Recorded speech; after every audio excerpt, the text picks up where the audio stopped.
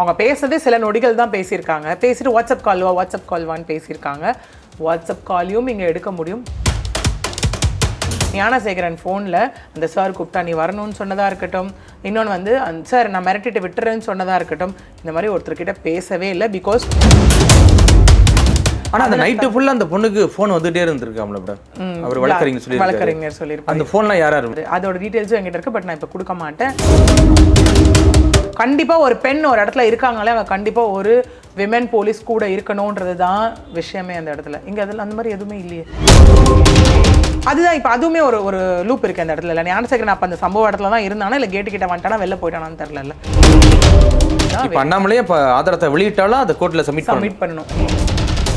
புதிய சிந்தனை நேயர்களுக்கு வணக்கம். இன்றைய சிறப்பு நேர்காணலில் நம்முடன் இணைந்திருக்கும் சிறப்பு விருந்தினர் சென்னை உயர்நீதிமன்ற வழக்கறிஞர் திரு பிரியதர்ஷினி அவர்கள். மேடம் வணக்கம். வணக்கம் சார். எப்படி இருக்கீங்க? நல்லா இருக்கேன். நீங்கள் எப்படி இருக்கீங்க? நல்லா இருக்கு மேடம். அண்ணா பல்கலைக்கழக அந்த பாலியல் குற்றச்சாட்டுக்கு நீதியரசர் பரபரப்பாக தீர்ப்பு கொடுத்துருக்காங்க. தீர்ப்பு கொடுத்த அடுத்த நாளே முன்னாள் பாஜக தலைவர் அண்ணாமலை அவர்கள் சிடிஆர் ரெக்கார்டு என்கிட்ட இருக்கு, இதுல பல பேர் சிக்கலை அப்படிலாம் சொல்லி ஒரு வீடியோ வெளியிட்டிருக்காரு. இந்த வழக்கை நீங்க எப்படி பாக்குறீங்க? கண்டிப்பா. ஏன்னா இது இந்த ஒரு ஜட்மெண்ட் வந்தப்பவே எழுப்பப்பட்ட ஒரு கேள்வி தான் இது. ஏன்னா பல விதமான விஷயங்கள் ரொம்ப ஸ்பீடப்பா ஆயிட்டு 29 சாட்சியங்களாக இருக்கட்டும், 75 ஆவணங்கள் 157 நாட்கள்ல கொடுத்த ஒரு ஜட்மெண்ட். எல்லாரும் எதிர்பார்க்கறது இதானே, இந்த மாதிரி ஸ்பீடியா ஒண்ணு வேணும் அப்படிங்கிற மாதிரி. பல வழக்கு பெண்டிங்ல இருக்கு. இதுக்கு மட்டும் அவ்வளவு முக்கியத்துவம் 5 மாசத்துல எப்படி கொடுக்குறீங்க? பட் ஆனா ஆஸ்பர் எல்லாருமே கேட்குற விஷயம் உடனே கொடுக்கணும், 1 மாசத்துல கொடுக்கணும், 2 மாசத்துல கொடுக்கணும் அப்படிங்கிற மாதிரி விஷயம் தான். பிளஸ் இந்த அண்ணா யூனிவர்சிட்டி கேஸ் பொறுத்த வரைக்கும் டிசம்பர் 23 ஆரம்பிச்சதுல இருந்து டெய்லி ஏதாவது ஒரு விஷயம் நம்ம அப்டேட். அதை தாண்டி இந்த அண்ணா யூனிவர்சிட்டி கேஸ்க்கு அப்புறம் தான் நிறைய போக்சோ கேசஸா இருக்கட்டும், நிறைய பாலியல் ரீதியான கேசஸ் எல்லாமே ரெஜிஸ்டர் ஆக ஆரம்பிச்சது. அதுக்கு காரணம் காலேஜ்ல வந்து பாஷ் கமிட்டி போய் பேசுறதா இருக்கட்டும், ஸ்கூல்ல சைல்டு வெல்ஃபேர் கமிட்டி அவங்க போய் அவங்க போய் கொடுத்த கவுன்சிலிங், அவங்க போய் கொடுத்த அவேர்னஸா இருக்கட்டும், நிறைய கேசஸ் ரெஜிஸ்டர் ஆக ஆரம்பிச்சது. அதுக்கப்புறம் ஜனவரி இறுதியில தான் அண்ணாமலை அவர்கள் வந்துட்டு ஒரு ப்ரெஸ் மீட் நைட்டாக ஒன்று வச்சிருந்தாரு. இந்த மாதிரி சிடிஆர் என்கிட்ட இருக்குது, கால் டீட்டெயில் ரெக்கார்டிங் இருக்குது, அது எடுக்கிறது இல்லீகல் தான், அது பண்ணக்கூடாது தான், பட் ஆனால் நான் எடுத்து வச்சிருக்கேன் அந்த இடத்துல அப்படிங்கிற மாதிரி அவர் பேசதா இருக்கட்டும். எஃப்ஐஆர் அப்போது டெக்னிக்கல் கிளிச் அப்போ பத்திரிகையாளர்கள் வந்து நிறைய கண்டனங்கள் வந்துச்சு இல்லையா, அப்போ நானும் தான் பார்த்தேன், நானும் தான் வியூ பண்ணேன், நானும் தான் ஷேர் எனக்கும் தான் வந்துச்சு அப்படிங்கிற மாதிரி விஷயமா இருக்கட்டும். தொடர்ந்து அவர் சைட்ல இருந்து அந்த சாட்டையால் அடிச்சுக்கிறதா இருக்கட்டும், இந்த பாத யாத்திரையா இருக்கட்டும், இந்த மாதிரி நிறைய விஷயங்கள் பேசியிருந்தாரு. ஜட்மெண்ட் வந்தப்போ யாரை தேடினாங்களோ இல்லையோ, அண்ணாமலை அவர்கள் பேர் வந்து அடிபட்டுச்சு அந்த இடத்துல. ஏதோ இருக்குன்னாரு, என்னப்பா அவர் கொடுக்கல, எப்பயும் போல எதுவுமே ஆயிடுமா அப்படின்ற மாதிரி. அதனுடைய விளைவாக தான் நேத்து அவர் வெளியிட்ட அந்த வீடியோ நம்மளால பார்க்க முடிஞ்சது. அதுல சஸ்பெக்ட் வச்சிருந்தாரு நிறைய பேர். ஏன்னா நீதிமன்றம் தரப்புலையும் ஒரு விஷயம், அங்க அரசு தரப்பு வழக்கறிஞர் என்ன சொல்லியிருந்தாங்கன்னா, 11 பிரிவுகளின் கீழ் 11 குற்றச்சாட்டுகளும் நிரூபிக்கப்பட்டு விட்டன அப்படின்னு சொல்லி தான் மே 28 ஞானசேகரன் தான் குற்றவாளி அப்படிங்கிறது அங்க வந்துட்டு லைக் ஜட்மெண்ட் கொடுக்கப்பட்ட ஒரு விஷயம். அங்க ஞானசேகரன் கதர்னது எல்லாமே நமக்கு எல்லாருக்குமே தெரியும் இல்லையா. தந்தை கிடையாது, தாய் மட்டும் தான் இருக்காங்க, ஒய்ஃப், அதுக்கப்புறம் 8ஆம் வகுப்பு படிக்கிற மாணவின்லாம் இருந்தோடனே என்ன இருந்தாலும் எந்த விதமான கருணையும் இந்த இடத்துல தயவுதாட்சணியும் காட்டப்பட மாட்டாது அப்படிங்கிறது தான் விஷயம். இதற்கு முன்பாகவே ஞானசேகரன் தரப்புல இருந்து பிப்ரவரி 24 சார்ஜ் ஷீட் சப்மிட் பண்ணப்பட்டுச்சு 9வது நடுவர் நீதிமன்றம் சைதாப்பேட்டில். அதுக்கப்புறம் அங்கிருந்து கேஸ் வந்துட்டு மகளிர் நீதிமன்றம் இங்கே மாற்றப்பட்டுச்சு. ஞானசேகரன் தரப்புல இருந்து ஏப்ரல் 8 ஒரு மனுவும் தாக்கல் செய்யப்பட்டுச்சு. எனக்கும் இந்த கேஸுக்கும் சம்பந்தம் இல்லை, என்ன இதுல இருந்து விடுவீங்கன்னு சொல்லி இது பண்ணப்பட்டுச்சு. பட் அந்த பெட்டிஷன் வந்து நிராகரிக்கப்பட்டுச்சு அந்த இடத்துல. ஓகே, என்னன்னா இல்லை இதுல பிரைமா ஃபேஸ் இருக்கு, அதனால உங்களோட பெட்டிஷனை எங்களால் ஏற்றுக்கொள்ள முடியாதுன்னு சொல்லி அதையும் அந்த இடத்துல வந்து நிராகரிச்சுட்டாங்க. ஜனவரி 5 ஞானசேகரன் மீது கூண்டாஸ் வழக்கும் போடப்பட்டது. அப்படி தொடர்ந்து நிறைய அப்டேட்ஸ், எஸ்ஐடி அப்பாயிண்ட் பண்ணப்பட்டதா இருக்கட்டும், அதுக்கப்புறம் வந்து நிறைய விஷயங்கள், எஃப்ஐஆர் லீக்கேஜ்ல இருந்து நிறைய விஷயங்கள் அடுத்தடுத்து வந்தது. இதன் விளைவாக தான் ஒரு ஜட்மெண்ட்டும் நம்ம பார்த்தது.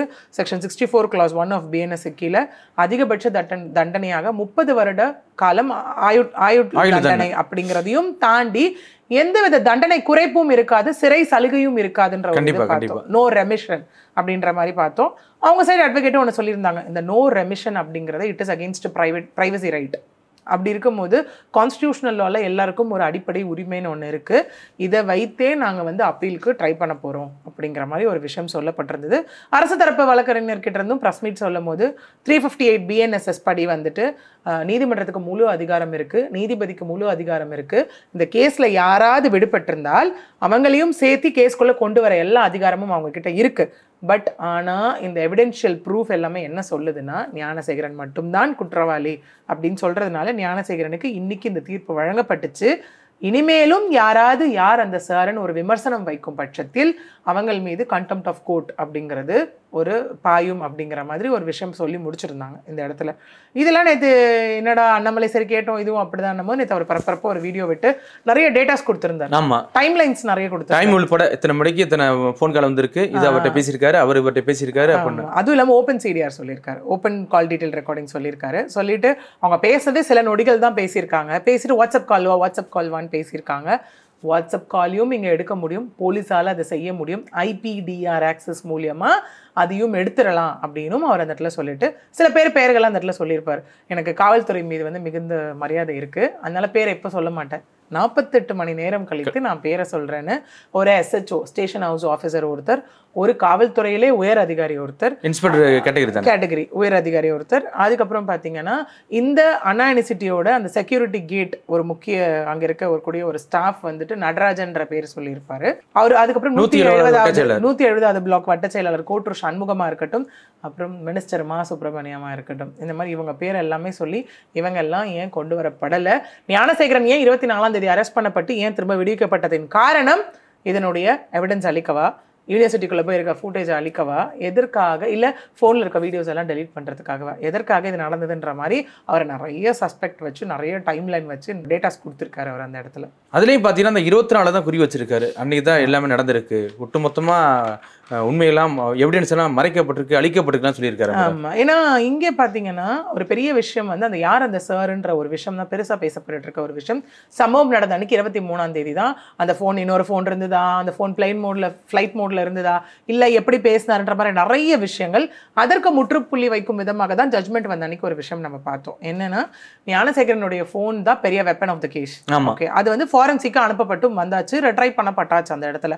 அதையும் தாண்டி 6:29 ஞானசேகரனுக்கு வந்த கால், அதுக்கப்புறம் 8:52 வரைக்கும் ஞானசேகரனுடைய போன் ஃபிளைட் மோட்ல தான் இருந்தது அந்த இடத்துல. அதையும் அண்ணாமலை சொல்றாருல்ல, அதுக்கப்புறம் 8:55 தான் ஒரு கால் போயிருக்கு. அதுக்கப்புறம் முன்னாடி பின்னாடி என்னங்க நடந்ததுன்றது அவரோட இங்க ஒரு முன் வைக்கக்கூடிய ஒரு பாயிண்டா இருக்கு இந்த இடத்துல. இவங்க சொன்னது என்னன்னா 6:52க்கு அப்புறம் வந்துட்டு பாத்தீங்கன்னா மிஸ்டு கால் அலர்ட் வர ஆரம்பிச்சது. இதை வந்துட்டு ஏர்டெல் ப்ரொவைடரோட நோடல் ஆஃபீஸரே ஒன் ஆஃப் த விட்னஸா வந்து சொல்லிட்டாரு அப்படிங்கிறது அவங்களோட பாயிண்ட் அந்த இடத்துல. ஸோ அவங்க என்ன சொல்றாங்கன்னா அந்த இன்பிட்வீன் கேப்ல ஞானசேகரன் ஃபோனில் அந்த சார் கூப்பிட்டா நீ வரணும்னு சொன்னதாக இருக்கட்டும், இன்னொன்று வந்து சார் நான் மிரட்டிட்டு விட்டுறேன்னு சொன்னதாக இருக்கட்டும், இந்த மாதிரி ஒருத்தர்கிட்ட பேசவே இல்லை, பிகாஸ் ஃபோன் ஃப்ளைட் மோடில் இருந்தது அப்படின்னு அதை கான்சென்ட்ரேட் பண்ணி அந்த இடத்துல அந்த பெண்ணை பயம்புறுத்துவதற்காக மட்டுமே ஞானசேகரன் செய்த செயல் அப்படின்னு அதை முடிச்சிருக்காங்க அந்த இடத்துல. பட் இவர் என்ன சொல்கிறாரு, இதெல்லாம் ஓகேங்க, முன்னாடி பின்னாடி என்ன நடந்துச்சு அதான் சொல்லலாம், அந்த மூவியில் வர மாதிரி முன்னாடி பின்னாடி ஏன் எடுக்கல இந்த இடத்துல, ஏன் அதை அனலைஸ் பண்ணலை அப்படிங்கிறது தான் ஒரு விஷயம். இந்த இடத்துல மாடஸ் ஆப்ரண்டின்னு சொல்லி அந்த இடத்துல இருக்க விஷயத்தை அவர் சொல்லியிருப்பார். எல்லாத்தையும் உள்ள கன்சிடர் பண்ணணும், இதெல்லாம் ஏன் வந்து உள்ளே கொண்டுட்டு வரல, இவங்கெல்லாம் ஏன் விசாரிக்கல. ஏன்னா நடுவில் நம்ம யாரும் மறந்துருக்க மாட்டோம் ஒரு விஷயம் நடந்தது. என்னன்னா எஃப்ஐஆர் லீக்கேஜ் அப்பவும் சில காவல்துறையினர் மீது வந்துட்டு அங்கே கண்டனங்கள் எழுந்துச்சு. அதை தாண்டி ஞானசேகரன் ஃபோனை ட்ராக் பண்ணப்போ ஒரு போலீஸ் அஃபிஷியல் கிட்ட பேசியிருக்காருன்னு ஒரு 7-8 பேரை ஷார்ட் லிஸ்ட் பண்ணாங்க. கண்டிப்பாக ஷார்ட் லிஸ்ட் பண்ணி நீங்கள் ஏங்க அவங்க கிட்ட பேசுனீங்கன்னு கேட்டதுக்கு பிரியாணி கொடுப்பான் அதுக்காக பேசணும்னு சொல்லி அவங்க சொன்னதாகவும் ஒரு ஸ்டேட்மெண்ட் வந்துச்சு. அதெல்லாம் ஏன் உள்ளே கொண்டு வரப்படல? அப்போ அந்த 29 சாட்சியங்கள் யார் யார் உள்ளே இருக்கா, இது எல்லாமே நமக்கு சார்ஜ் ஷீட்டையோ ஜட்மெண்ட் காப்பியோ பார்க்கும் போது மட்டும்தான் தெரியும் என்ன மாதிரியான ஆர்குமெண்ட்ஸ் போச்சு, என்னென்ன எவிடன்ஸ், யார் யார் விட்னஸ் அப்படிங்கிற விஷயம். அப்போ தான் நமக்கு முழுக்க தெரிய வரும். இல்லை அவர் சொன்ன அந்த 8:52 வரைக்கும் ஃப்ளைட் மோட் இருந்துச்சு. 8:55க்கு அந்த பாலியல் குற்றம் முடிஞ்சவொன்னே ஒரு காவல்துறை உயரதிகாரி கால் பண்ணியிருக்காரு. இது எப்படி நம்ம எடுத்துக்கலாம்? 8:55 வாக்கில் ஒரு ஃபோன் போயிருக்கு. போகும்போது அது SHO, அதாவது இன்ஸ்பெக்டர் ரேஞ்சில் இருக்கக்கூடிய ஒரு அஃபிஷியல் பேசியிருக்கான் ஞானசேகரன் சொல்லி. அப்போ அது உள்ளே இருந்தானா, கேட்டை விட்டு வெளில வந்தானா, அதெல்லாம் நமக்கு தெரியாது. அந்த பொண்ணை வச்சுட்டு பேசினானா, கால் போயிருக்கு, அது மட்டும் ஓகே. பட் அதை தாண்டி 9/1க்கு 23ஆம் தேதி சம்பவம் நடந்த அன்னைக்கு திரும்ப அந்த போலீஸ் அஃபிஷியல் கிட்ட ஞானசேகரனுக்கு திரும்ப வந்துட்டு ஒரு கால் போயிருக்கு. ஓகே, இதுதான். அப்போ யார் அவர், அதோட டீட்டெயில்ஸும் என்கிட்ட இருக்குது, பட் நான் இப்போ கொடுக்க மாட்டேன், டைம் நான் கொடுக்குறேன்ற மாதிரி அவர் சொல்லியிருப்பாங்க. இதையும் தாண்டி அவர் என்ன சொல்லியிருப்பாருன்னா, அதே 24ஆம் தேதி சிடிஆர் பிஹேவியர் வச்சு பார்த்தோம் அப்படின்னா இந்த கோட்டூர் சண்முகத்தை உள்ளே கொண்டு வந்திருப்பார். அந்த மார்னிங் டு ஈவினிங் 24ஆம் தேதி அன்னைக்கு பார்த்தீங்கன்னா கிட்டத்தட்ட 6 கால் போயிருக்கிறதா சொல்கிறாங்க பிட்வீன் ஞானசேகரனுக்கும் அந்த கோட்டூர் சண்முகத்துக்கும். அதில் பார்த்தீங்கன்னா காலையில் முதல் கால் 7:27க்கு டிசம்பர் 24, அதுக்கப்புறம் ஈவினிங் 4:01க்குள்ள 5 கால் போயிருக்கு. மொத்தம் 6 கால் போயிருக்கா. அதுக்கப்புறம் தான் ஈவினிங் ஞானசேகரன் போலீஸாரால் காவல் நிலையத்துக்கு அழைத்து செல்லப்பட்ட ஒரு விஷயம் அந்த இடத்துல. அதை தாண்டி 8:30 மணி வரைக்கும் ஞானசேகரன் காவல் நிலையத்தில் இருந்ததா சொல்லப்படுது. வெளியில வந்தோடனே பார்த்தீங்கன்னா அந்த இடத்துல 8:30 மணின்னு சொல்றாங்க இல்லையா, 8:34க்கு திரும்ப என்ன ஆயிருக்கு அப்படின்னா ஞானசேகரனும் கோட்டூர் சண்முகமும் பேசியிருக்காங்க. ஸ்டேஷன்லேருந்து வெளில வந்த உடனே முதல் கால். ஓகே, அதுக்கப்புறம் என்ன சொல்றாரு அப்படின்னா திரும்ப போகும்போது அந்த 24 திரும்ப கோட்டூர் சண்முகமும் மா சுப்பிரமணியமும் பேசியிருக்காங்க. இது எல்லாமே அடுத்தடுத்து நடக்கக்கூடிய ஒரு விஷயமா. ஓகே, இதனை தொடர்ந்து பார்த்தோம் அப்படின்னா 8:32க்கு அதாவது திரும்ப அதான் அன்னைக்கு நைட் 24 அன்னைக்கே வந்துட்டு அதான் ஞானசேகரன் உள்ள ஸ்டேஷன் போயிட்டு திரும்ப வெளியே விடுவிச்சாங்கன்னு சொன்னாங்க இல்லையா. அந்த டைம்ல 8:32க்கு தான் மா சுப்பிரமணியமும் கோட்டூர் சண்முகமும் அங்கே பேசியிருக்காங்க. இதனை தாண்டி என்னாச்சுன்னு பார்த்தீங்கன்னா 47 திரும்ப இன்னொரு கால் போயிருக்கு. அதுதான் அந்த நடராஜன் கேட் கண்ட்ரோல் இருக்கக்கூடிய அந்த அண்ணா யூனிவர்சிட்டியோட பர்சன். அவரை பற்றின ஃபுல் டீட்டெயில்ஸும் இருக்குது, நான் இப்போ சொல்ல மாட்டேன் அப்புறம் சொல்லுவேன்னு சொல்லியிருக்காரு அந்த இடத்துல. அதனை தொடர்ந்து என்ன இருக்குது அப்படின்னு பார்த்தீங்கன்னா இந்த டிசம்பர் 23, 24, 23, 24, 25, 26 இந்த 4 நாளில் இந்த நடராஜனும் கோட்டூர் சண்முகமும் கிட்டத்தட்ட 13 வாட்டி பேசியிருக்காங்க. அப்பா, ஓகே, என்ன பேசியிருப்பாங்க அதுதான் இப்போ அதுதான் கேள்விக்குறி. ஓகே, அப்படிங்கிறதும் இவர் இங்கே வச்சுட்டு திரும்ப அந்த கோட்டூர் சண்முகம் நைட்டு 8:59க்கு வந்துட்டு ஒரு ஹையர் ரேங்க் உள்ள ஒரு போலீஸ் அஃபிஷியல் கிட்ட பேசினதும் ரெக்கார்ட் ஆயிருக்குன்னு சொல்றாரு. ஞானசேகரன் ஒரு போலீஸ் அஃபிஷியல் கிட்ட பேசினாரா? கோட்டூர் சண்முகம் 24ஆம் தேதி இரவு 8:59க்கு பேசியிருக்காரு திரும்ப. அப்போ அந்த 24ல் எவ்வளோ டைம் லைன் பார்த்துக்கோங்க இந்த இடத்துல. திரும்ப இன்னொன்று என்ன சொல்றாருன்னா அதே 24 நைட்டு கோட்டூர் சண்முகம் திரும்ப 9:07க்கு அந்த போலீஸ் அஃபிஷியல் கிட்டே பேசியிருக்காரு. 2 கால் அன்றைக்கி மட்டும். திரும்ப 24ஆம் தேதி தான் என்ன ஆகுதுன்னா இந்த ஒரு நாள் அதுக்குள்ளே வந்துட்டு இங்கே சொல்லப்பட்ட விஷயம் அந்த 2 போலீஸ் அஃபிஷியல்ஸ் வந்து அந்த பெண்ணை போய் பார்த்தாங்க. பார்க்கும்போது வந்து ஒருத்தவங்க மஃப்டிலையும் ஒருத்தவங்க யூனிஃபார்ம்லையும் இருந்தப்போ எஃப்ஐஆர்லாம் போட வேண்டாம் வாழ்க்கை போயிடும்னு சொல்லி டிலே பண்ண விஷயமா இருக்கட்டும். இந்த 24ஆம் தேதி மட்டும் ஏன் இவ்வளவு பதட்டம் இங்கே நிகழ்ந்ததுக்கான காரணம் அப்படின்றது தான் அவர் கேட்குறாங்க விஷயமா. இல்லை, அண்ணாமலையுடைய வீடியோ அதில் தான் இருக்கு. இங்கிட்ட ஒரு பக்கம் பார்த்தீங்கன்னா அந்த பாதிக்கப்பட்ட மாணவியோட வழக்கறிஞர் மரிய ஜலால் அவருடைய நேர்காணலும் இருக்கு. ஆனால் ரெண்டும் ஒத்து போகுது, கரெக்டாக சொல்றாங்களே. அந்த 24ஆம் தேதி நைட்டு ஃபுல்லாக என் கூட தான் இருந்தாங்க அப்படின்னு இப்போ அந்த வழக்கறிஞர் சொல்றாரு. அவர் கிட்டத்தட்ட இந்த 5வது சாட்சியமா இதில் சேர்க்கப்பட்டார். 5வது விட்னஸ் அவர் சேர்க்கப்பட்டதா சொன்னார். அவர் சொன்னதும் அதான் இந்த சம்பவம் 23 நடக்குது. அன்னைக்கு நைட்டு ஃபுல்லாக நாங்கள் யாருமே தூங்கலை, நானாக இருக்கட்டும் அந்த பெண்ணாக இருக்கட்டும் யாருமே நாங்கள் தூங்கலை. 24ஆம் தேதி நாங்கள் தொடர்ந்து என்ன பண்ணுறோம் 181க்கு நாங்கள் கால் பண்ணுறோம். அதான் ஹெல்ப் லைனுக்கு கால் பண்ணும்போது அது வந்து கலெக்டர் ஆஃபீஸில் இருக்க ஒன் ஸ்டாப் சென்டர் மாதிரின்னு வச்சுக்கோங்களேன். கால் பண்ண பெண்களுக்கு அகெயின்ஸ்டான என்ன கிரைம் வேணாம் நாங்கள் இந்த மாதிரி கால் பண்ணுறோம். கால் பண்ணும்போது எல்லாரும் முதல்ல இருந்து இல்லை சார் 10 மணிக்கு தான் சென்டர் ஓப்பன் ஆகுன்றாங்க. கால் பண்ண அப்புறம் எல்லாரும் கேட்குற வருஷம் திரும்ப முதல்ல இருந்து நடந்ததை சொல்லி எங்களுக்கு போர் அடிச்சிருச்சு அப்படின்னும், 2வது என்ன இன்சிடென்ட் நடந்ததோ அது கம்ப்ளைண்ட்டை எழுதி எங்களுக்கு வாட்ஸ்அப்பில் ஃபோட்டோ எடுத்து அனுப்புங்க. பட் அந்த மாதிரி எந்த ஒரு ப்ரோட்டோகாலும் ஒரு ப்ராப்பராக அந்த மாதிரி பண்ணணுன்ற எந்த ஒரு ரூல்ஸும் இந்த இடத்துல கிடையாது அப்படின்னு அவர் சொல்லியிருப்பார். ஆனா அந்த நைட்டு ஃபுல்லா அந்த பொண்ணுக்கு ஃபோன் வந்துட்டே இருந்திருக்காம்ல மேடம். அவர் வழக்கறிஞர் சொல்லியிருப்பார். அந்த ஃபோன்லாம் யாரா இருக்கும் 24ன்னு சொல்லியிருப்பார் அந்த இடத்துல. சொல்லிட்டு இந்த மாதிரி காலை 24ஆம் தேதி காலையில் திரும்ப 100க்கு நாங்கள் கால் பண்ணுறோம். 100 கிட்டே இதே விஷயம் தான் நடக்குது. அதுக்கப்புறம் அந்த பாதிக்கப்பட்ட பெண்ணை 2 காவலர்கள், ஆண் காவலர்கள் இந்த ஸ்பாட்டுக்கு கூட்டிகிட்டு போயிட்டு அவன் என்னென்ன பண்ணான், எங்கே தொட்டான் வச்சான் அதெல்லாம் கேட்டிருக்காங்க. இன்னொரு பெரிய விஷயம் என்னென்னா ஒரு குற்றவாளி மட்டும் இங்கே யார் வந்து அந்த இன்சிடென்ட்டை செய்யறானோ அவன் குற்றவாளி இல்லை. குற்றங்களை மறைப்பதும் ஆதாரங்களை அளித்தலும் நம்ம இது பார்த்துருப்போமே கண்ணகி முருகேசன் கொலை வழக்கில் என்ன நடந்தது. அந்த காவல் இன்ஸ்பெக்டருக்கும் சப் இன்ஸ்பெக்டருக்கும் என்ன ஆயுள் தண்டனை கொடுத்தாங்களா? அப்பீல் போகும்போது இன்ஸ்பெக்டருக்கு ஆயுள் தண்டனையும் சப் இன்ஸ்பெக்டருக்கு அந்த 2 வருடங்களா குறைக்கப்பட்டதா? எதற்காக? உடந்தையாக இருந்ததுக்காக. இல்லை, இப்போ இதுலயும் அந்த பொண்ணு நைட்டு ஃபுல்லாக பாதிக்கப்பட்டிருக்கு. அதுக்கப்புறம் திரும்ப அடுத்த நாள் வந்து பார்த்தீங்கன்னா அதே 2 காவலர்கள் கூட்டி போயிட்டு அதே ஸ்பாட்ல first of all women police தான் கூட போகணும். விமன் போலீஸ் தானே கூட. அதானே இவங்க ஏன் போய் விசாரிக்கணும்? ஒரு பெண் அங்கே குற்றவாளியா இருந்தாலும் சரி, ஒரு பெண் விசாரணைக்கு கூப்பிட்டாலும் சரி 6 மணிக்கு மேலே கூப்பிடக்கூடாதுன்ற ஒரு விஷயம் இருக்கு. சீனியர் சிட்டிசன்னா போலீஸ் வீட்டுக்கே போகணும்னு இருக்கு. அந்த பெண் ரொம்ப பயப்படுற மாதிரி இருந்தா வீட்டுக்கு யூனிஃபார்ம்ல போகக்கூடாது, சிவில்ல தான் போகணும்னு இருக்கு. இவ்வளோ விஷயங்கள் இருக்கு. ஒரு கண்டிப்பா ஒரு பெண் ஒரு இடத்துல இருக்காங்களே அவங்க கண்டிப்பா ஒரு விமன் போலீஸ் கூட இருக்கணும்ன்றது தான் விஷயமே அந்த இடத்துல. இங்க அதில் அந்த மாதிரி எதுவுமே இல்லையே இந்த இடத்துல. அதை தாண்டி எப்படி 2 ஆண் போலீஸே போயிட்டு அந்த ஸ்பாட்டுக்கு போயிட்டு இந்த இடத்துல என்ன நடந்துச்சு இப்படி இது பண்ணாங்க அப்படின்னா விசாரிக்கலாமா? விசாரிக்க கூடாது. இதுக்காக தான் அவர் சொல்றாரு நான் 5வது விட்னஸா உள்ள போய் இது எல்லாமே நான் சப்மிட் பண்ணேன். எஸ்ஐடி உள்ள வரும்போது நான் சப்மிட் பண்ணேன். அவங்க என்ன வந்து சில 3 பேர்ல அஃபிஷியல்ஸ் நடத்துறதே என்ன சரியில்லை, நான் வந்துட்டு இங்க போய் கம்ப்ளைண்ட் கொடுப்பேன், எனக்கான நீதியை கேட்க போறேன்னு சொன்ன அப்புறம் தான் என்கிட்ட கொஞ்சம் கரெக்டா பேச ஆரம்பிச்சாங்க அந்த இடத்துல. அப்படின்னா இருக்கட்டும். நேஷனல் கமிஷன் ஃபார் விமன் வந்தப்போ அந்த பெண் கிட்ட வந்து என்னோட வழக்கறிஞர் வந்ததுக்கு அப்புறம் தான் நான் வருவேன் சொல்லு அப்படிங்கிறதா இருக்கட்டும். நான் கூட அவர் கரெக்டாக அந்த இடத்துல சொல்லியிருப்பார், நான் கூட இருக்கிறதுனால இந்த பெண்ணுக்கு ஓகேங்க, இல்லை முற்றுப்புள்ளி இல்லைன்னா நீங்கள் ப்ராக்டிக்கலாகவே நம்மள கேசஸ் பார்க்கும்போது ஒன்றுமே இல்லை. நம்ம கிளைண்ட்டோட போகிறோன்னு வச்சுக்கோங்களேன், எஸ்பெஷலி அது இந்த ஆல் விமன் போலீஸ் ஸ்டேஷன்லாம் போகிறோம், இந்த மாதிரி ஏதாவது நடக்குதுன்னா, ஏன்னா ஒரு பெண்ணுக்கு பெண்ணு தான் வந்துட்டு இது காப்பாற்றணும், அதனால தான் ஆல் விமன் போலீஸ் ஸ்டேஷன்லாம் கொண்டு வந்தாங்க அப்படிங்கிறோம். எல்லாருமே கிடையாது, நிஜமா யாருமே இல்லைனாலும் சில ஸ்டேஷன்ல அவங்களே ப்ராப்பராக அட்வொகேட் அப்பாயிண்ட் பண்ணி கொடுத்து அப்படி பாதுகாத்து அந்த இடத்துல வந்துட்டு கொண்டுட்டு போய் அவங்களுக்கு தண்டனை வாங்கி கொடுக்குறவங்க அஃபிஷியல்ஸும் இந்த இடத்துல இருக்காங்க. இந்த ஒரு சில பேர் செய்யற தப்புனால இந்த அண்ணா நகர் என்னாச்சு, சிறுமி பாலியல் வழக்குல ராஜி அந்த இடத்துல அதுவும் ஒரு பெண்ணு தானே இந்த மாதிரி இருக்கும்போது அவங்க என்ன பண்ணுவாங்கன்னா பிரெயின் வாஷ் பண்ணுவாங்க சார். ஆக்சுவலி எங்கெங்கெல்லாம் அந்த பிரெயின் வாஷ் நடக்கும் பாருங்க. நம்ம கொஞ்சம் கிளைண்ட்டை விட்டு வெளியே வந்து உட்காந்துட்டோம்னா, ஏன் நீங்க கேட்குறீங்க, அவங்க அட்வொகேட் ஏன் கேட்குறீங்க, அவங்க வந்து பணம் வாங்குறதுக்காக தான் உங்களை இந்த மாதிரி மேனிபுலேட் பண்றாங்க. எது அட்வொகேட் பணம் வாங்குறதுக்காக தான் மேனிபுலேட் பண்றாங்க. உங்க லைஃப் வெளியில வந்து உங்க பேர் வெளில தெரிஞ்சுட்டா உங்களுக்கு அசிங்கம், இதுக்கு மேல உங்க குடும்பத்துக்கு தெரிஞ்சிடும், வெளியில தெரிஞ்சிடும், எங்க தெரியாம பாதுகாக்கிறது தானே உங்க வேலையே. அந்த இடத்துல இதுல கூட அந்த பொண்ணை பிரெயின் வாஷ் பண்ணிருக்காங்க. அது எந்த எக்ஸ்ட்ரீமா இருக்கு பாருங்க. சில பெண்கள் அங்கே வந்து இது கூட்டிகிட்டு போவாங்கல்ல மெடிக்கல் எக்ஸாமினேஷனுக்கு, மெடிக்கல் எக்ஸாமினேஷன் கூட்டு போகிற இடத்துலயே பிரெயின் வாஷ் பண்ணுறதும் நடக்கும் அந்த இடத்துல. அந்த மாதிரி நடந்திருக்கு சார். கிளைண்ட்டுக்கும் வெளில சொல்லாத, இது வேண்டாம், இதோட விட்டுரு, இதெல்லாம் இந்த அவமானம் உனக்கு தேவையா, கோர்ட்டில் நீ ஏறி நிற்கும் போது வந்துட்டு அவன் எங்கே தொட்டா வச்சான்னு உனக்கு கேட்பாங்க, உனக்கு அந்த அசிங்கம் தேவையா, அவ்வளோ பேர் முன்னாடி நீ இன்னும் நிறைய கஷ்டப்படணும், அவன்லாம் ஈஸியாக தப்பிச்சிருவான், இந்த செக்ஷனில் அவன் போயிடுவான், இந்த செக்ஷனில் அவன் தப்பிச்சிருவான், நீ வந்து அடல்ட்டு, இது வந்து கன்சென்ட்னு கொண்டு வந்துருவாங்க.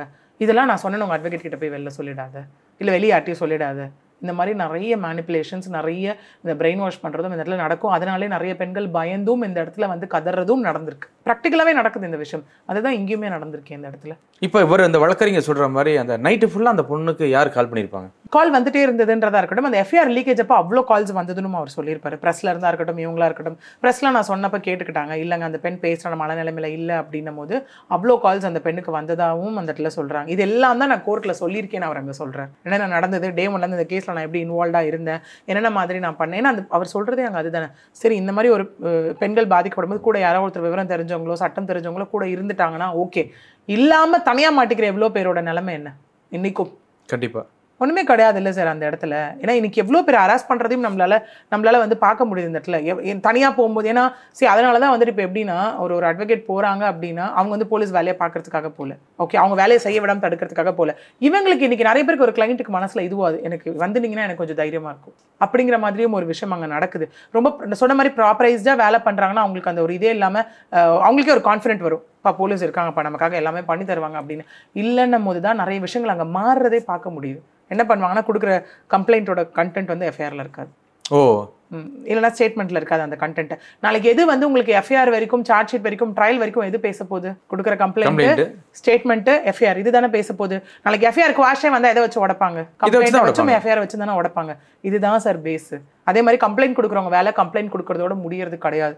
இந்த பெண் விஷயத்துலேயும் நம்ம பார்க்குறோம், எல்லா விஷயத்துலையும் பார்க்குறோம் எவ்வளோ ஸ்ட்ரகிளை தாண்டணும். ஏன்னா ஸ்டில் வந்துட்டு கோர்ட்டே சொன்ன விஷயம் அதுதானே. இங்கே ரொம்ப விக்டிமே தப்புன்ற மாதிரி தான் எஃப்ஐஆர் இருக்குன்ற மாதிரி தானே இருந்தது இந்த இடத்துல. அது எப்படி மாற்றப்படுது இந்த இடத்துல? நீ அங்கே இருந்த, நீ அங்கே போன, நீ என்ன பண்ணிட்டு இருந்த, இவ்வளோ விஷயங்களும் சொல்லி அந்த பொண்ணு முடிக்கிறதுக்குள்ளேயே அந்த பொண்ணு உயிர் போயிட்டு வந்துருக்குல்ல. எல்லா பெண்களுக்கும் இப்படி தான் சார் அந்த இடத்துல. நீங்கள் ஒரு அந்த கேட்கக்கூடிய கேள்வியாக இருக்கட்டும், கிராஸில் வந்து இதனாலே நிறைய பேர் சொல்லி தான் இப்போ பிரெயின் வாஷ் பண்ணக்கூடிய இடத்துல இருக்காங்க.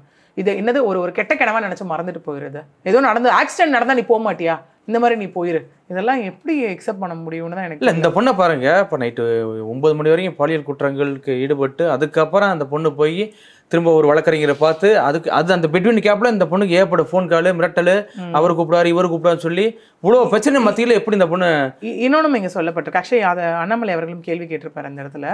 மே 14 சிபிசிஐடி தரப்புல ஒரு எஃப்ஐஆர் போட்டாச்சுன்னு சொல்றீங்க. அதாவது பாலியல் ரீதியான ஒரு வழக்கும் இன்னொரு வழக்கும். அது என்ன ஆச்சு? இந்த பெண்ணும் சொல்லி அப்ப இன்னொன்னு வெளியே வந்துச்சு இல்லையா? 2 பெண்கள் பாதிக்கப்பட்டிருக்காங்க. ஒரு வாரத்துக்கு முன்னாடி எனக்கு இதே மாதிரி பிரச்சனை வந்து இதே மாதிரி நம்ம பேசியிருக்கோம் மேடம். நம்ம பேசியிருக்கோம். நம்ம இதை சீரியஸா பண்ணும்போது நம்ம பேசியிருக்கோம் இதை பத்தி. முன்னாடி நாள் அந்த பெண் பாதிக்கப்பட்டாங்க, அந்த பெண்ணும் வெளியில வந்திருக்காங்கன்னு. அது என்ன ஆச்சு? ஏன்னா இது நம்ம முதல்ல இருந்து பேசினா நமக்கே ஒரு ரிலேட்டபிள் ஃபேக்டர் நம்மளால கொண்டு வர முடியுது இல்லையா? இப்போ அதற்கான பதில்கள்லாம் என்ன அப்படிங்கிறதா இருக்கு. இன்னொன்றும் இது என்னன்னு பார்த்தீங்கன்னா, இது எல்லாமே மீடியாவோட நின்றுச்சுன்னா, கோர்ட்டுக்கு போகல அப்படின்னா இது எல்லாமே ஜஸ்ட் ஒரு வியூஸ்க்கான ஒரு விஷயமாகவும் ஒரு பேசும் பொருளாக மட்டும்தான் இருக்குமே தவிர்த்து அடுத்த கட்டத்தை நோக்கி இது வந்துட்டு போகிறது இல்லை. எவிடன்ஸ் அப்படிங்கிறது கோர்ட்டில் கொண்டு போய் சப்மிட் பண்ணும் போது மட்டும்தான் அதுக்கான வேல்யூ அங்கே வரும், அங்கே கொடுக்கப்படும் அந்த இடத்துல. அது இதில் நடக்க போகுதா அப்படிங்கிறது தான் பெரிய கொஸ்டின் மார்க். இப்போ இந்த ஒரு வழக்கறிஞர் மரியா ஜெயலலிதா என்ன சொல்லியிருக்காருன்னா, இது மட்டும் குற்றம் இல்லை, நிறைய நடந்துருக்கு இதே மாதிரி அப்படிங்கிறாரு. எக்கச்சக்கமாக நடந்துருக்கிறாரு மேடம். இருக்கு சார். இப்போ நான் சொன்னதே உங்களுக்கு 1-2 எக்ஸாம்பிள் தான் சார். நம்ம கூட கிளைண்ட் கூட இருந்து பார்த்தது. சில கிளைண்ட் அதையும் பயந்துட்டு நம்மகிட்ட சொல்ல மாட்டாங்க. சில பேர் சார் நீங்கள் சொன்னால் நம்ப மாட்டீங்க, அது உங்களுக்கு வந்து ஒரு ஃபார் எக்ஸாம்பிள் அதே ஒரு 50 வயசு விமனாக இருந்தாலும் யார் ஸ்டேஷனுக்கு போகிறாலும் எப்படி டிசைனாக இருக்கும் பாருங்களேன். ஒரு சின்ன பொண்ணு இந்த மாதிரி பாதிக்கப்படுறாங்க, ஒரு சின்ன பொண்ணு இந்த மாதிரி பாதிக்கப்படுறாங்க போகிறாங்கன்னும் போது அங்கே என்ன மாதிரி இருக்குன்னா, உனக்கு இன்னும் லைஃப் இருக்குது, நீ இன்னும் காலேஜ் படிக்கணும், இதோட நீ மறந்து விட்டுட்டு எதுவுமே இல்லாமல் போயிட்டுன்னா இந்த இதே வெளியே தெரிய போகிறதே இல்லை, நீ பாட்டுக்கு உன்னோட விஷயத்தை தொடரலாம். அதுக்கப்புறம் அந்த பெண்ணுக்கு வரப்போகிற மிரட்டலாக இருக்கட்டும், இந்த பொண்ணு அமைதியாக இருந்துட்டான்னு சொல்லி திரும்ப அது தொடர்றதா இருக்கட்டும், இதை பற்றி ஏன் யாருமே நினச்சி பார்க்க மாட்டேங்கிறாங்க. இதே ஒரு மேரேஜ் ஆன ஒரு விமனுக்கு இது நடந்திருந்தா, உனக்கு குழந்தைங்களாம் இருக்காங்க இந்த இடத்துல, இதை வெளில கொண்டு வந்தீங்கன்னா உன் லைஃப் காலியாயிரும், உன் குழந்தைங்க உன்னை பார்த்து என்ன நினைப்பாங்க, அசிங்கமாக பேசுவாங்க அப்படின்னு சொல்கிறது. இதே ஒரு வயசானவங்களுக்கு ஒரு 40 வயசு மேலே 50 வயசு நடந்ததுன்னா, நம்ம 50 வயசில் உனக்கு நடந்துருச்சு, ஊர் உலகம் உன்னை என்ன பேசும் இந்த இடத்துல, இது நாளைக்கு நீ வந்துட்டு மருமக எடுக்கிற வயசில் இருக்க, உனக்கு இது நடந்துருச்சுன்னா உன்னை யார் மதிப்பா, உன் பையனுக்கு பொண்ணுக்கு யார் வந்து கல்யாணம் பண்ணுவா, இந்த மாதிரின்னு சொல்லி ஆஃப் பண்ணுறது. இன்னும் 60-70 வயசு இந்த வயசில் வந்து கம்ப்ளைண்ட் கொடுக்க வந்திருக்கு.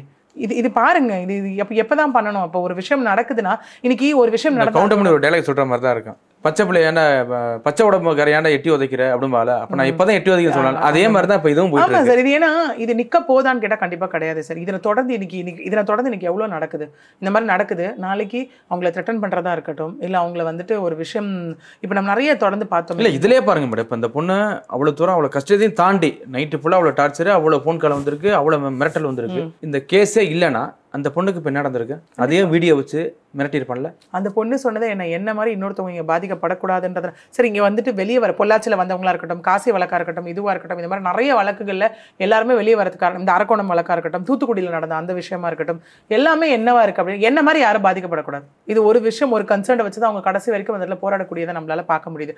அதுக்கே ஒரு விஷயம் நீங்கள் வந்து ஒன்று அவங்கள த்ரெட்டன் பண்ணுறது, இல்லைன்னா அவங்க குடும்பத்தாரை த்ரெட்டன் பண்ணுறது, இந்த மாதிரிலாம் நடக்கும்போது அப்போ அவங்களுக்கே அந்த ஒரு பேசிக் கான்ஃபிடன்ஸ் உடையும் போது இதை பார்த்துட்டு இன்னும் இருக்கவங்க எப்படி வெளியில வருவாங்க அந்த இடத்துல? ஏன்னா சொசைட்டி அப்படிதானே சார் கட்டமைச்சு வச்சிருக்காங்க.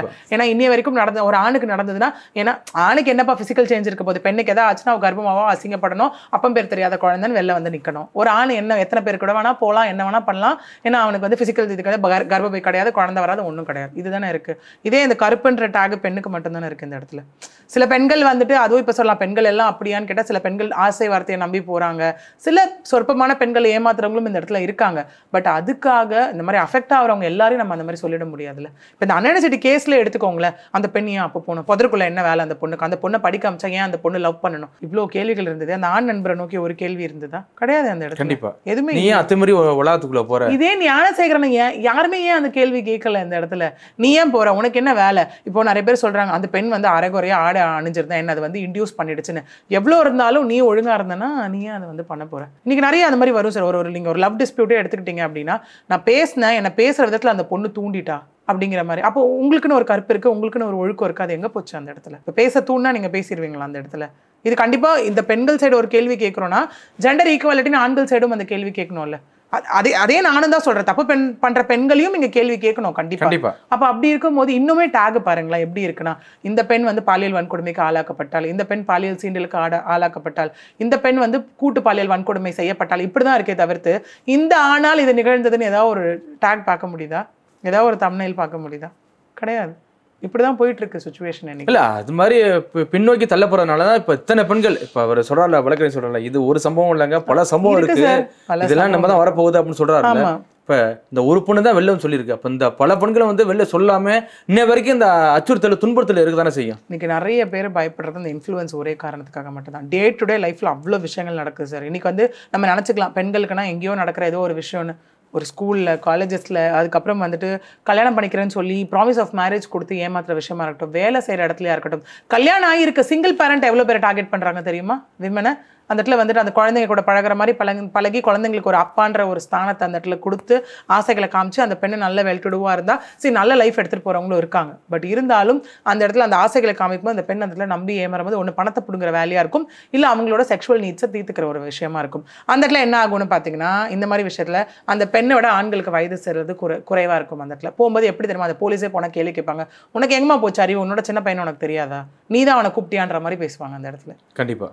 ஸோ இதுதான் நடக்குது. எவ்வளோ பேர் வயதை மறைச்சும் அந்த இடத்துல நடக்குது. சரி, ஒரே ஸ்கூல் ஒரே காலேஜில் படித்தா தெரியும் வயசு என்னென்னு. ஒரு 40 வயசு ஒரு 45 வயசு கடந்து ஒருத்தவங்க வந்து இன்ட்ரோ ஆகும்போது அந்த இடத்துல வந்துட்டு நம்ம ஆதார் கார்டு இது எல்லாத்தையும் வாங்கி பார்த்துட்டா உள்ளே போக முடியும். இதெல்லாம் அலர்ட்டாக இருக்கணும், ஓகே தான். பட் நடக்கும் பட்சத்தில் நிஜமாவே அந்த பெண் பக்கம் நியாயம் இருக்கும் பட்சத்தில் அப்போ அவங்களுக்கு தானே இந்த இடத்துல வந்து நீதி கொடுக்கணும். அதை விட்டுட்டு அந்த பெண்ணையே ஒரு மன உளைச்சலுக்கு ஆளாக்கி, ஏன்டா நான் வந்த பேசாமல் என்னை விட்டுருங்கடா நான் ஓடி போயிடுறேன் அப்படிங்கிற மாதிரி ஆக்கி இல்ல இப்ப அந்த பொண்ணுக்கு தெரியும்ல ஞானசேகரன் உண்மையான குற்றவாளி கிடையாது அப்படின்னு தெரியும்ல. இல்லை சார், இப்போ அந்த பெண்ணும் திரும்ப சொன்ன ஒரே விஷயம், ஃபோனில் சார்கிட்ட பேசினாரு அந்த பெண் வேறு யாரையும் பார்த்ததா இங்கே இல்லை.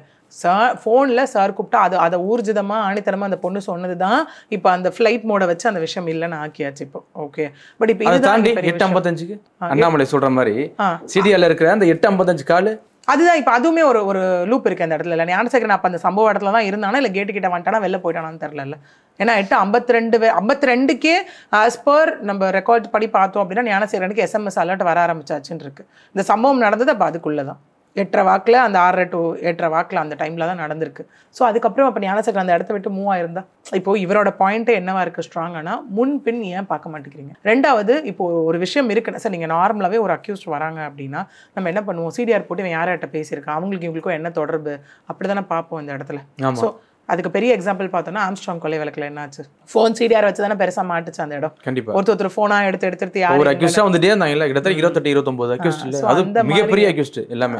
அதுல நிறைய அட்வொகேட்ஸ் இருக்காங்க, நிறைய ரவுடிஸ் இருக்காங்க, நிறைய பேர் அதுல இருக்காங்க, எல்லா கட்சியை சார்ந்தவங்களும் இருக்காங்க. இரஸ்பெக்ட் ஆஃப் இந்த கட்சி அந்த கட்சி இல்லாமல் எல்லா கட்சியை சார்ந்தவங்களும் அங்கே இருக்காங்க இல்லையா.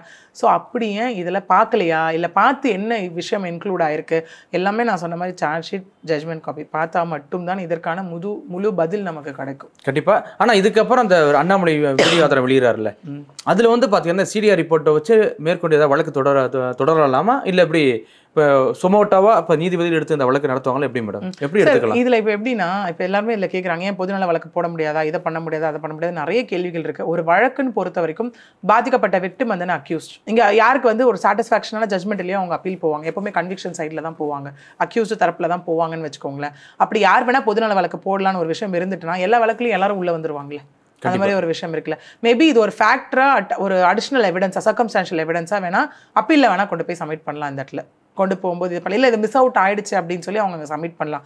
அகைன் முழுக்க இதை முடிவு செய்ய வேண்டியது வந்து டிஸ்கிரிஷனரி பவரை வச்சு தான் நீதிமன்றம் தான் முடிவு செய்யணும் இந்த இடத்துல. இன்னொன்று, இப்போ உண்மையான ஆதாரத்தை வந்து இப்போ அண்ணாமலை வெளியிட்டாரு அப்படின்னா என்ன நடக்கும்? வெளியிடுறது இல்லை, சப்மிட் பண்ணணும் விஷயம் கோர்ட்டில். ஏன்னா உட்காந்து மீடியா முன்னாடி வெளியிடுறது எல்லாமே அங்கே அக்செப்ட் பண்ணப்படுமா அப்படின்னு கேட்டால், இதே சீமான் விஷயம் எடுத்துக்கோங்களேன். ஃபார் எக்ஸாம்பிள் நான் சொல்கிறேன், சுப்ரீம் கோர்ட்டில் என்ன நடந்தது, உள்ளே வந்துட்டு அவங்க என்ன சொல்கிறாங்க, இல்லைங்க காம்பன்சேஷனுக்கு ஏதாவது பேச வழி இருக்கா அப்படின்னு கேட்டு உள்ளே அவங்க பேசுகிறாங்க, சரின்னு ஒத்துக்கிட்டு தலையாட்டிட்டு வராங்கன்னு வச்சுக்கோங்க. வெளில வந்து நாங்கள் காம்பன்சேஷன் பண்ண மாட்டோம், நாங்கள் ஏன் போகணும், எங்களுக்குள்ளே எந்த பேச்சுவார்த்தையும் கிடையாதுன்னு சொல்கிறாரு. அப்போ கோர்ட்டுக்குள்ளே ஒன்று வெளியில் ஒன்று அது மிஸ்லீடிங் ஃபேக்ட் தானே. கண்டிப்பா. அப்ப எல்லாரும் என்ன கேட்டாங்க, இது ஏன் நீதிபதி கண்டுக்கல, இது ஏன் இல்லைன்னு கேட்டாங்க. ஜஸ்ட் அது மீடியால வந்த விஷயம். இது யாராவது கொண்டு போய் விஜயலட்சுமி தரப்புல அப்பியர் ஆயிருந்தா சப்மிட் பண்ணிருப்பாங்களா, மாட்டாங்களா? கண்டிப்பா. அதுதான் முக்கியம். அதுதான் இப்ப அண்ணாமலையே ஆதாரத்தை வெளியிட்டாலும் அதை கோர்ட்ல சப்மிட் பண்ணணும். ஏன்னா வெளியிடுறதை தாண்டி அந்த விஷயம் ப்ராப்பரா எவிடென்ஷியல் விஷயமா கொண்டு போய் கோர்ட்ல சப்மிட் செய்யப்படணும். அந்த இடத்துல பண்ணா மட்டும்தான் அது கன்சிடரபிள் ஒரு விஷயமா மாறும். கண்டிப்பா மேடம், பொறுத்திருந்து பார்ப்போம் என்ன நடக்குதுன்னு. மிக்க நன்றி மேடம். நன்றி சார்.